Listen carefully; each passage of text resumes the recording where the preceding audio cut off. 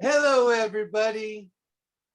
This is Titus and Miss Danielle. Hello, Miss Danielle. Hello. We are joining the conversation today.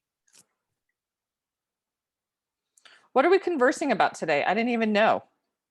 So I put out a post this morning on binding and loosing, Okay.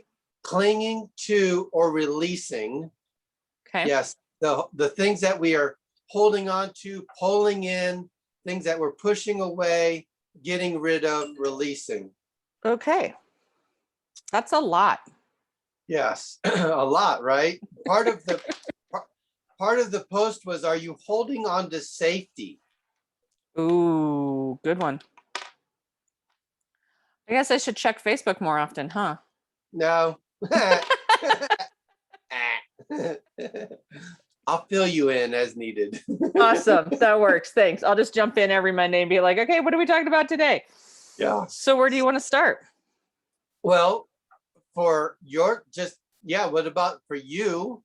I'll tell a couple stories about myself and how we are holding on to, and how this all came about is I was in a conversation with my brother, and I was telling him a little bit about some feelings of worry and stress and anxiety and those lower vibration feelings. And I was talking to him about binding them and letting them go. He's like, no, don't bind them. You loose them and let them go. And I'm like, he goes, when you bind something, you're binding something to you. And Right. so I was like, so okay. So I was like, okay, everybody can learn. I'm still teachable. And I said, okay, fine. I am going to bind love, bind the joy, bind the peace to me, bind the abundance of the universe. I'm going to bind to the abundance of the universe. So I think there's also another way to do it, and it's not just necessarily binding. I welcome those feelings in. And so anytime I feel ego, pride, fear, anxiety, worry, I ask them to come sit at the table and say, thank you for being here. You're allowed to sit at the table. I'm glad that you're here because you're showing me where I still need to learn, to grow, to experience something. However, you don't get to have the loudest voice at the table. And so by welcoming them in, for me, by welcoming them in and kind of going, okay, thank you for being here, fear, then that gives me an opportunity to really kind of explore what that fear is and say, okay, and open myself to that and explore that piece out there. And then by doing so and showing gratitude around it, like say, thank you for being here, fear, and for showing me this or showing me where I still need to grow, that seems to release it for me right then and there. And then I get really curious about, where did that fear come from? Why do I have that? Is that mine? Is that my fear? Is that attached to a voice or a thought process that someone gave me long ago that I'm still holding on to, right? And I need to let that go. So that's kind of how my process is. I like how you said you're allowed to sit at the table, but then you also created the boundary saying, this is the boundary. You're allowed to sit here. Boundary is you're not allowed to be the loudest voice. Right. You can have a voice, but you don't get to be the loudest voice. Because sometimes fear is showing us, I think people get lost a lot in fear of, like, you should just push fear away. Well, fear is very real. Whether it's, honest to God, something's chasing us, or a situation that we're in that we need to pay attention to.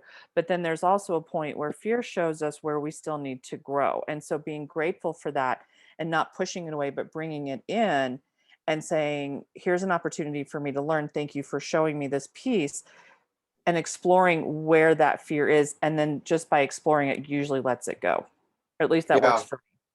Yeah. Because it doesn't get to have the loudest voice. But I think there is a point where fear tells you, and we're just talking fear of outside our comfort zone. But if we're talking actual pragmatic fear, you're in a situation and you're not comfortable, your gut, the hair standing on the back of your head, on your neck, something doesn't feel right. follow that, because that's also something's telling you something's not right. But more times what we're talking about today is, this preconceived, oh my gosh, what are they going to think of me? I'm not worthy, I'm not enough. Those types of things that fear kind of shows us. I think that's where we welcome that piece in. I'm not saying welcome in this other piece, if you're in a dark alley some night or something doesn't feel right.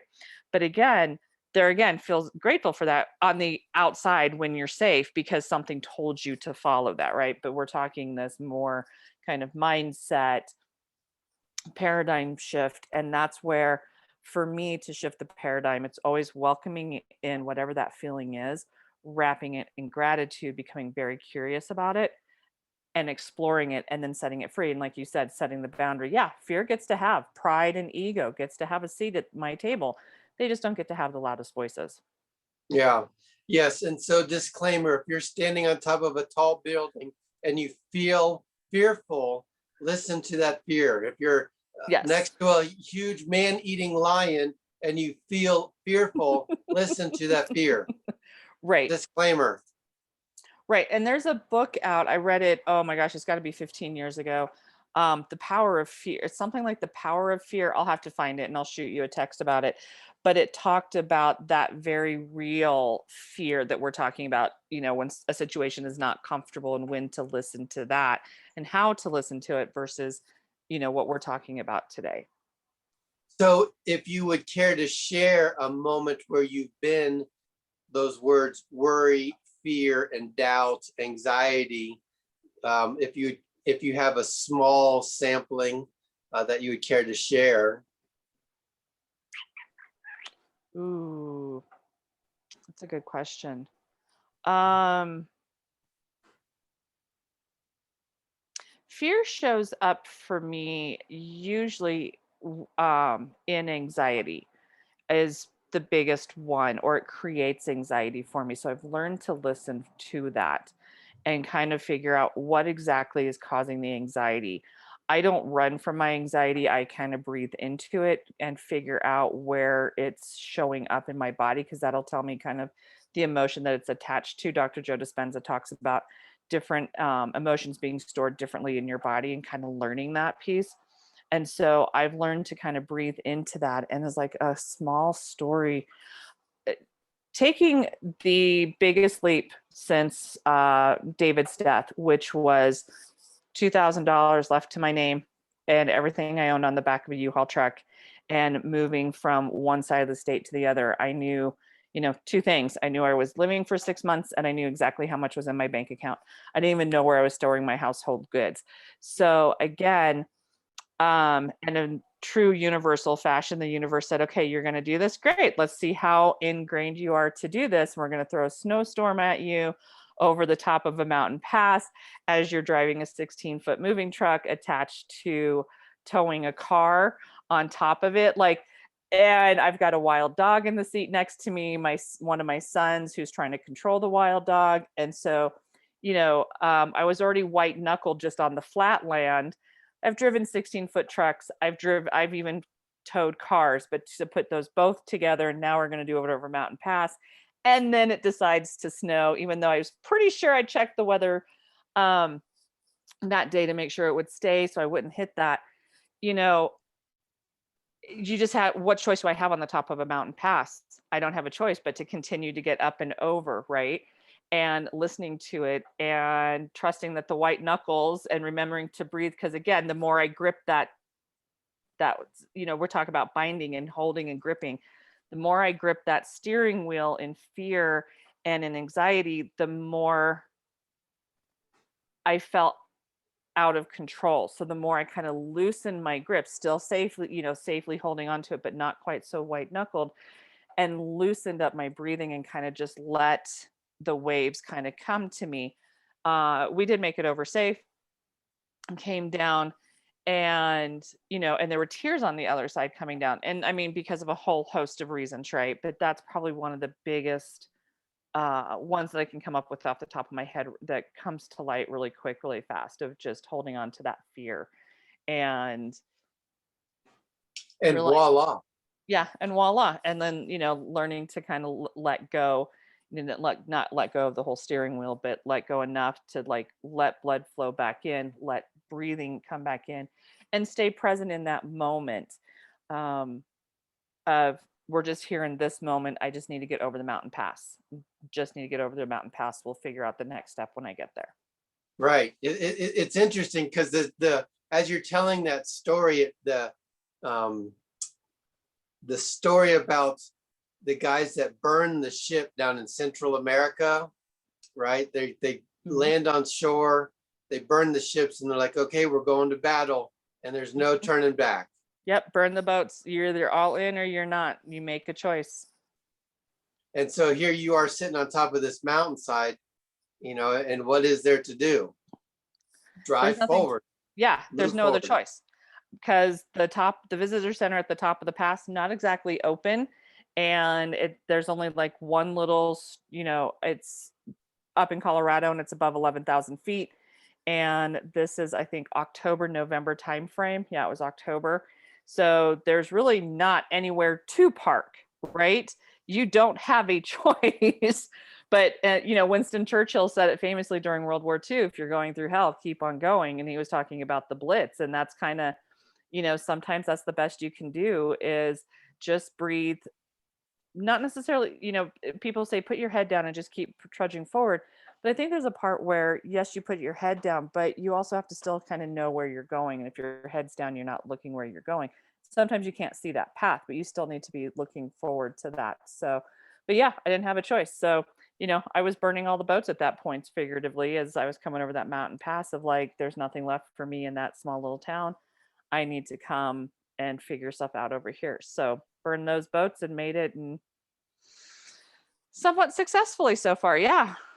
That's awesome. And for you to use the analogy of loosening up on your grip, because we do really need to go through life a little bit looser, right? So many times we get into life and we want to hold on to this and hold on to that, be in control of this, and be so rigid and be so firm and so grippy, and it's amazing how as you kind of lighten up the grip a little bit and say, okay, God, here I am. Just let's see how this is going to roll.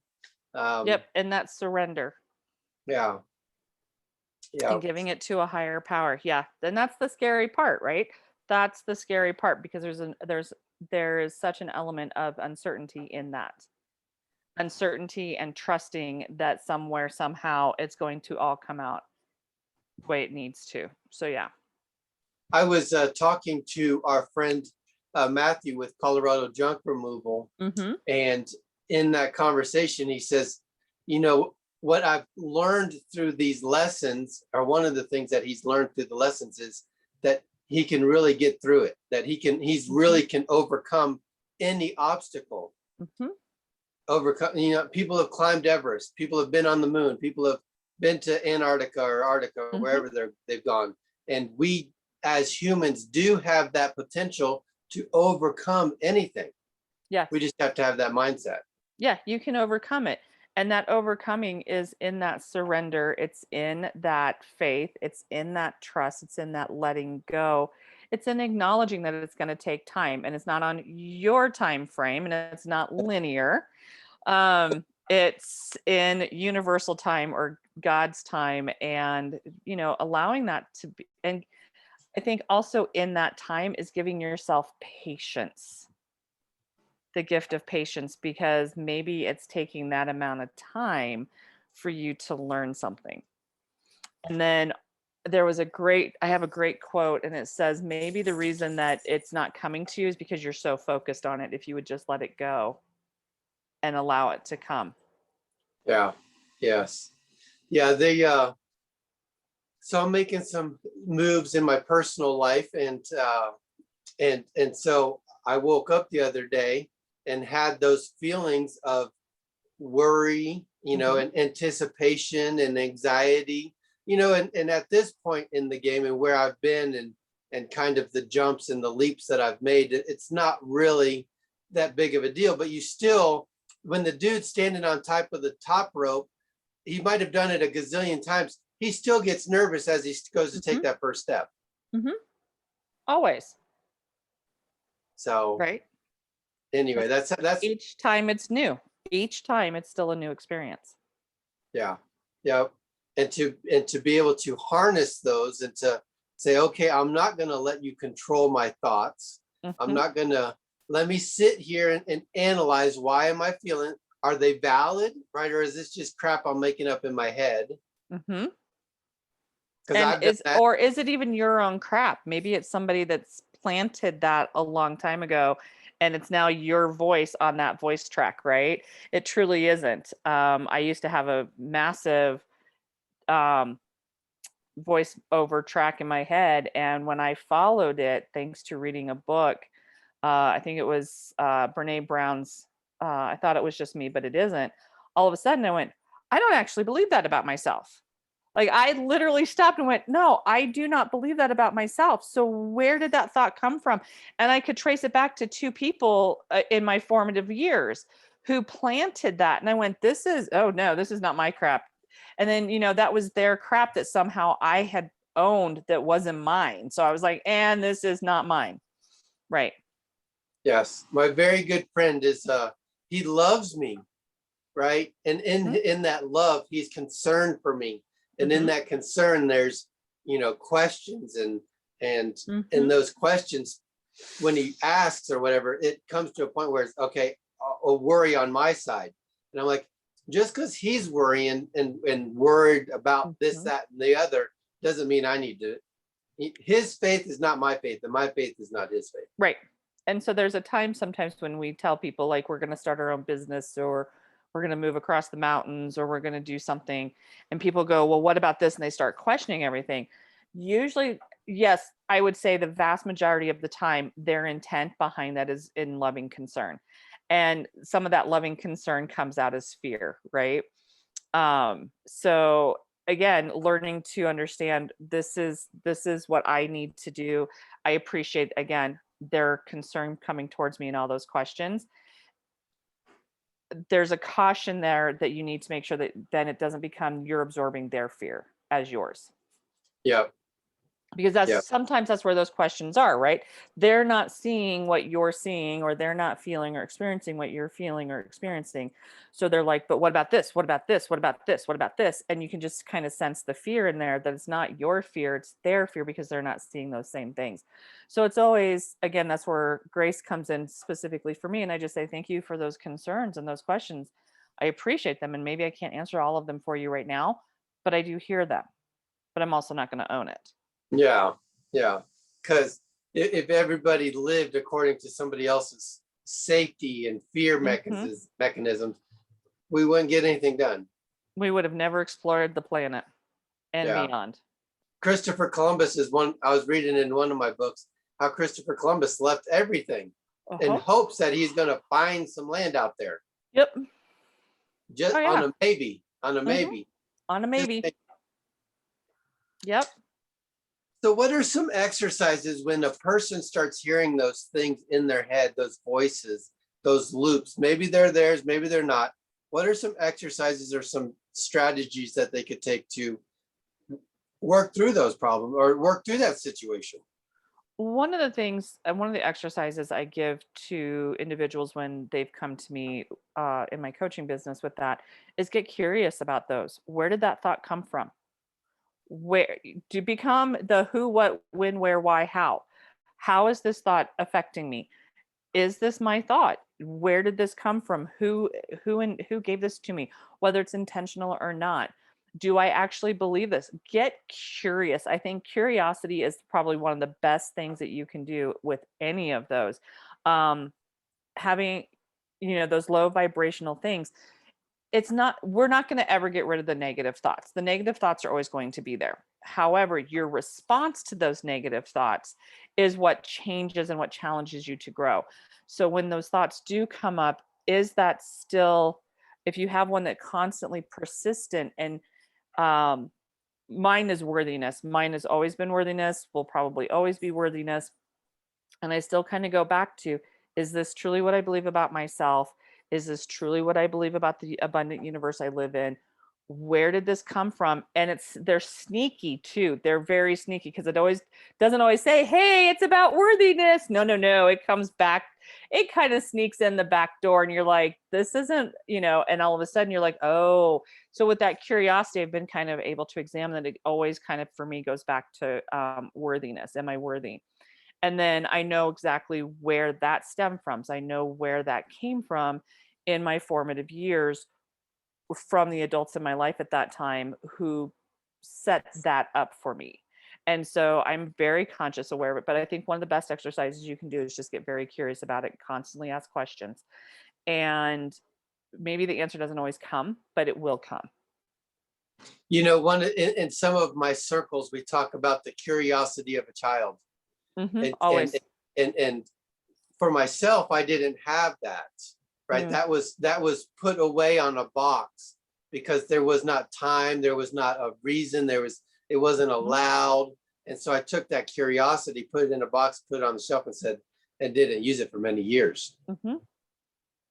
Mine, unfortunately, is just as much as adults in my life tried to, during my formative years, tried to quash that. It was something that was constantly there because as soon as I got told no, I was like, well, why or why not? That was always the question. Why? After David's death, my question has now become, I understand why more than anything, or why not, because that's the same question. It's the same coin. It's the same question. Mine has now become how. And unfortunately, not unfortunately, but unfortunately for me, some days the how is only answered in action. And that's like, how is this going to happen again? I'm moving across the state. I have no idea how this is going to happen, but I have to take the how. I have to take the action. How? Get a moving truck, pack it, move. Okay, once I get there, how am I going to do this? And it was always in that action, and that's how it was. For me, why has been answered, but I still question everything. But that's just who I am at my core. Even if I'm not asking the question outright and verbalizing it, my brain just kind of goes, wait, what? But yeah, that childlike curiosity, become that about everything. Everything. And I have a client right now. She's like, are you serious? She goes, this gets a little daunting. I'm like, well, you don't have to do it like, every minute of every day. It is something that when you hit a wall, get curious about it. Become very curious, and that childlike curiosity. And in that childlike curiosity, you find that surrender, right? Yeah. Risk looking like a fool for the curiosity. Well, and does it really matter how we appear to others? Personally, no, but other people are not at that level yet. And so, And I was stuck there for a long time. A long time. I would not live my life according to me because I was concerned about them, and I was the people pleaser. And so I was that person previously. Yep.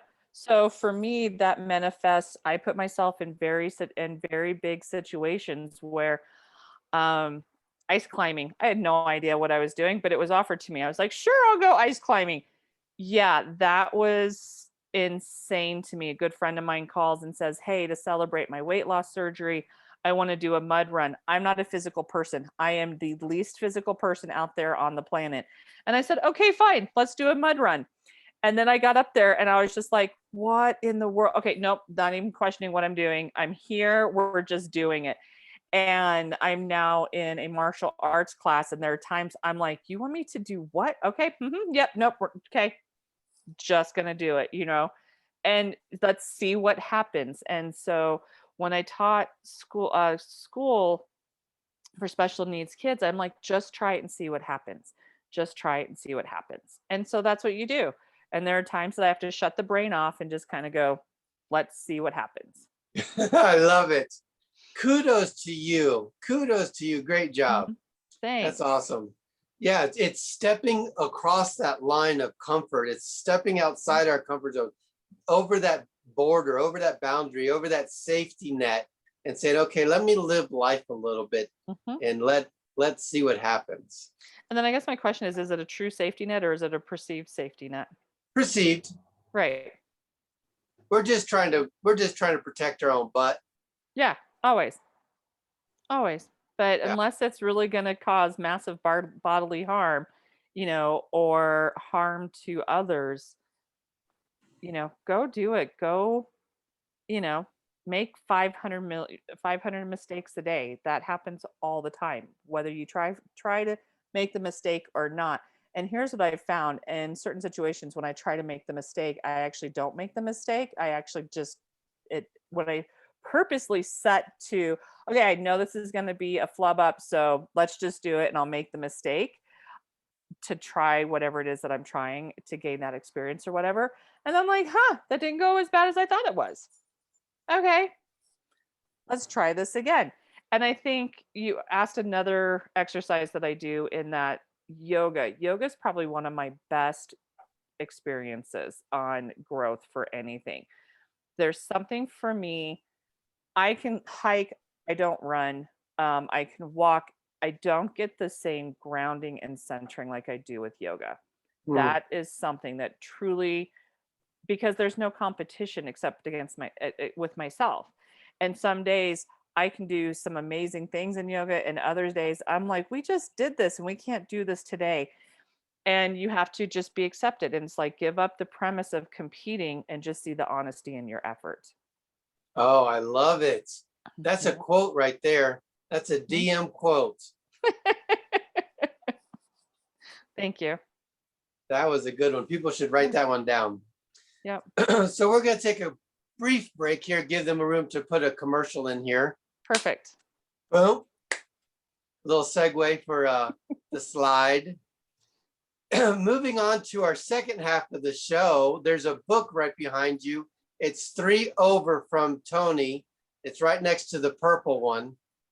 I want to say it's, yep, over to that way, a little bit more, a little bit more. No, the other way. Oh my goodness. This one? Nope, more towards Tony. Towards Tony. Right there. Go back.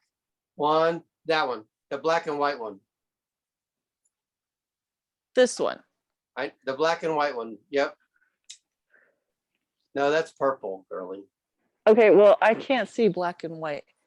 This one? Right. It's That's right Tony. next to the right next to the purple one. Right next to the purple one. Oh, Darren Hardy. Yes. Thank you. The compound effect. Yes. Yes. I've read that. I recognize that book. Yes, exactly. The compound effect. One of the best books. Yes. And yes, I've read all of these. The ones I haven't read are the ones that are sitting horizontal, and those are on my reading list, or they are currently being read in various stages. Nice. So if you crack open that book, did you highlight or make any notes in it? This is my unmarked one. This is my learning one, my lending one. And because I couldn't find my lending one, the person who has my actual written book where I've highlighted, they have that one. I don't have this one highlighted yet. That is an awful trusting move to give somebody your written in notebook, your book. It is, but I trust this person. And it's again listening to that little voice inside that says they're going to need the notes that you wrote. Yeah. Oh, listen to that. That's good. They're going to need the notes that you wrote. Because I also gave this individual another book called The Invitation by Oriah Mountain Dreamer. Okay. And that's a powerful poem that she wrote. Oriah Mountain Dreamer's The Invitation is a powerful poem. One of the best lines in it is, I don't care what you do for a living. I want to know if you, and I'm paraphrasing, I want to know if you can being bruised to the bone and get up and take care of the children and those that need to be taken care of. Can you be so bone weary, tired, but still get up the next day and do what needs to be done? And so her poem is amazing. The book itself, she just kind of unpacks the poem and what it means for her and how she came to write the poem. But that poem was given to me by a dear friend, oh my gosh, almost 10 years ago. And in times of great heartache and great disconnection, where I'm feeling disconnected and not grounded, I pull that poem out, and somewhere, somehow I find something else in the stanzas that pull me back to myself. Hmm. Yeah, it's like for me, it's the Ho'oponopono. Mhm. I'm sorry. Please forgive me. I love you. Thank you. Mhm. Yeah, I can be in a lot of, or be in a pretty thick or challenging situation, and take a step back and just go through that in my head a couple times, and it really just gives me the ability to let that other person be who they are, where they're at, with what they're doing, with how they're thinking, and just give them space for that. Yes. So, yep. So yeah, giving them both those books with my notes in them was really, but I trust this person, and there was a guiding point of they need to see my growth in that, Mm.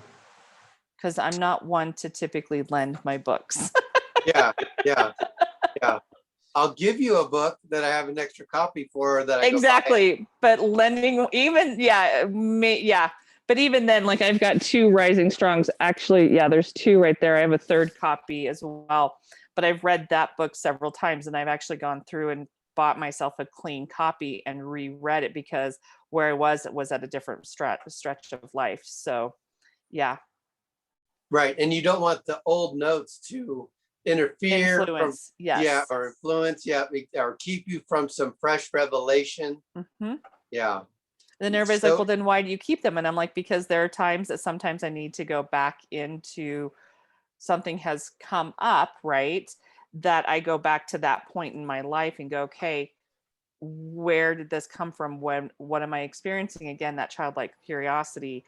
How did I get through it? What was significant for me during that time? And I pull out one of those, specifically that book in particularly, and because it's dated in there for me. And I'm like, okay, I always find that poignant piece that I was looking for. one of the best exercises for me is to organize all my notebooks and to organize all my notes. Because if I sit down and I start going through my old notes, like I've been on the personal development journey since the early 90s. Mm-hmm. And so I've got full of filing cabinets full of stuff. And I Mm-hmm. can sit down there and within minutes start be organizing it, cleaning it, and I'll stumble upon something and I'm like, man, this was so good. Man, this is so good. Mm-hmm. And what we do is we're just basically taking that information and impressing it upon our subconscious. Mm-hmm. And now we're just reminding ourselves of it. And Right. some of the things that I've learned in the past and read and have done in the exercises are just so incredibly powerful. It's just amazing. Yep. Well, that's why I still run a day planner. I run 2 day planners, actually, old school paper. One is more like a journal at the end of the year for me, because it has like all my appointments and all that stuff in it. But then as I go to different things, I keep the receipts, I keep the concert tickets, I keep stickers, I put different things in. Mm. I go back in, it's color coded to my different appointments, to whatever. But then there's also times I'll go back in and I'll make notes about a specific experience, a specific appointment I had, or uh, different things. And so it's interesting to be able to kind of go back and look at that throughout the year too, and kind of see, whatever. It's also got in the back, I also have an appendices that is pretty much, this was my book list for the year. And I usually get through all those books. Um, and then I have like my weekly that I run, that's just a very specific goal specific, keeps me on track, keeps me focused. Yeah, yeah. Reading, for the people out there listening to the show, did I tell you we're putting this on the online radio? No, you did not. Oh yeah, so this is going to be on online radio, FYI. Oh, thanks for telling me. That's awesome. Again, just here for the moment, just here for the fun. Yes. So, but anyway, yes, those tickets, those little things that we're reading Mm-hmm. through, all those little notes, it's good to keep track of that stuff. And because you can go back and reflect, and you can just see, hey, what is it that I'm dealing with now? Because Mm-hmm. you might be dealing with something for a week or two, and And then once you get out of it, you can take some notes and say, okay, this is what helped me get through it. Yep. Yep. Or this is where I was struggling at. And oh, okay, wow, look at where I've come from. So for me, I have some very specific journals just on the further end of that bookshelf that goes that way, that were journals that I started right after David's death. And I haven't been able to go back in them. And I'm hoping at one point I will be able to, because at that point in time, I couldn't express what I was feeling in words. I could only write it. And even then, I don't know that it really expressed what I, intently what I was, profoundly what I was feeling, but yet at the same time, it was very helpful. And then I still have journals sitting right here, and I probably run about 3 of them, because there's one that's like my to-do list and kind of random thoughts of like, oh, this is what I want to do with this. This is what I want to do with business over here. The other one is a very intentional first thing in the morning. This is kind of my thought process. And then the other one is just kind of like, okay, I don't know where else to put this. So I'm just going to verbally, vomit it into a journal, and we'll see where it goes from there. So for myself, I'm going to be a little vulnerable here. And so in the mornings when I'm waking up, I was talking. So I'm getting ready to move out of my apartment. Okay. And so not real sure where I'm going, not real sure what's going to happen, so on and so forth. Just a lot of faith, a lot of trust, and letting God and the universe just work it out before me. Right. And so today I was doing my visualizations this morning, and I was thinking about, okay, the house that I'm looking at, or the house that I would I started going through the specs, not necessarily what, the perfect or the one I had in mind, just what I'm looking for, the list of things, 4 bedroom, 5 bedroom, 3 bath, whatever, so on and so forth. I'm starting to make that list. And a thing that I've learned recently is, and so shortly, like I was going through the list of the items for the house, and I caught this image or this vision or this picture of my son climbing the stairs from the basement to the main level, turning around and looking at me, and with this huge smile. And that's what I'm focusing on. I'm holding that image. I'm not holding so much the image of the house. Right. I'm holding the image of my son smiling at me with a huge smile, because that's the end result. It's the house will work itself out. Yep. It's that image of the boy. Yep. So when I do my visionary in the visioning in the morning, I actually go for the feelings that I want because of the outcome, and I put myself in that space. I can see a couple little things here and there that matter to me, but other than that, it's just however else it unfolds. Yeah. And so this has been a new revelation for me. And so another thing is, so I'm holding this image of this young African boy as I'm pumping water for him. Oh, nice. Right. It's not me making the trip to Uganda or Kenya. It's not me doing this in Uganda and being, the whatever the person in Uganda or whatever. No, right. The end result is me and this little boy having this experience in Africa where he's getting fresh, clean water. Yes. Yep. I know those visions very well. Things like that. Yep. Yeah. And so to all the people out there, for the longest time, I'd hold the vision of the house, hold the vision of the car, hold the vision of, whatever it was that I wanted. The material thing is now the adventure. For me, the adventure is Africa. The adventure, the outcome, the impact, the emotions I want to feel on that other side. Yeah. And so that's a very powerful revelation for me that I've just recently. Nice. Congratulations. Thank you. That's awesome. Thank you for sharing that. Well, yes, you're welcome. Thank you for being a part of the show. Yeah. Well, I just originally thought it was just going to be like, we'll have like a one-time conversation. Then you're like, no, just keep on coming. I was like, okay, I'm here. We'll see where we go. Yeah. And so I put out the invitation again. So anybody that's looking to join the conversation, every Monday at noon. We're going to be jumping on Zoom and having a great conversation. And it's been Yes. fantastic so far. And I look for more people to join us. That'll be fun. That'll be fun. Yes. And in the meantime, we're going to put it on online radio. And That works for me. yeah. We're good to go. So, and since we're on the radio online, tell them who you are, how they can reach you, and a little bit about what you do. So Danielle McCarthy, and I do two things. I'm with a company called Five Rings Financial, and I work with people to become financially literate. We are specifically focused on middle America and teaching them how to build a better retirement than what's typically out there. And we do it through education. And then the other piece is that I do is called Coffees, Chicks, and Cash, the podcast. So I do have a podcast, kind of sets up almost very similar to this. I invite amazing women to come on and be my guests, share their stories of how they came to be where they're at in their life, whether they're a stay-at-home mom, rocking it and kicking it as the CEO of their household, or they're rocking it and kicking it on the other end of the spectrum as a CEO of a company, and everywhere in between. And there's financial education. There's, we mentioned books specifically written by women for women.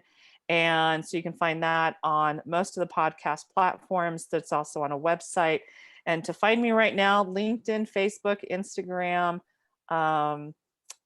or by email, which is DA McCarthy. So essentially my initials, DAMCCARTHYFR@gmail.com. There we go. There you go. Awesome. Well, thank you for sharing. Thanks. And in closing, is there anything you'd like to share in closing, or any tidbits or golden nuggets you want to throw out there? Yes. So we're talking about that whole letting go versus binding, that type of thing. And everybody's like, you create happiness. And I posted something this morning on my Facebook that was more of, you don't actually create happiness. Happiness doesn't have to be the end goal. It's that learning, growing experience, right? That's what creates the happiness. The happiness will just flow from all of that. So stop making happiness the end goal and searching for it. Search for the experience, the journey, and happiness will become part of that. Boom, baby. That's an awesome one. Drop the mic. That's awesome. Well, you have a wonderful, incredible afternoon, and we will talk to you soon. All right. Take care, Titus. Bye-bye. Bye, guys.